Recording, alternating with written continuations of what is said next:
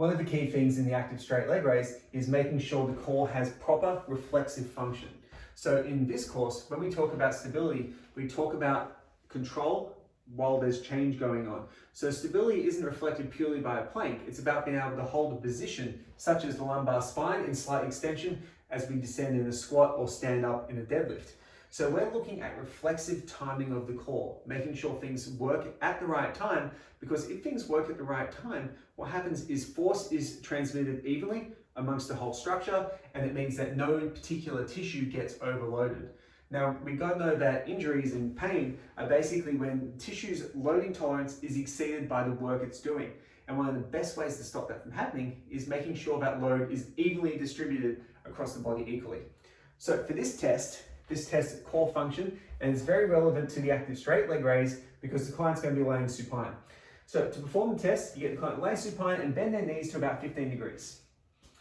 Really easy, small bend there. You will hold their heels in your hand. From here, you instruct the client to put their hands on their thighs. So Mark, put your hands on your thighs, and then you instruct the client to do a little bit of a crunch, crunching up only as high as they can with their shoulder, until their shoulder blades come off the ground. So Mark, crunch up for me until your shoulder blades come off the ground. Cool, and relax. Now this should be quite tough. The reason a lot of people will do this test with an angle like this, Mark, sit up for me. And I find that the client won't really get there properly and their legs will pop up. It's because you put them in a position where their hip flexors can work quite well. So if we put the knee at 15 degrees, it takes the psoas muscle out. It puts it at a mechanical disadvantage. So when someone's crunching up, we're trying to isolate their rectus abdominis. Now, what can happen in this test? The first problem is they can't get up at all. So Mark, he had no problems, he didn't do that. The second one is that their feet can actually pop up in the air. So bend your knee again. That basically indicates that their psoas is doing the work. So Mark, when you crunch up in this one, bring your feet up in the air and go. See, it becomes a lot easier to do.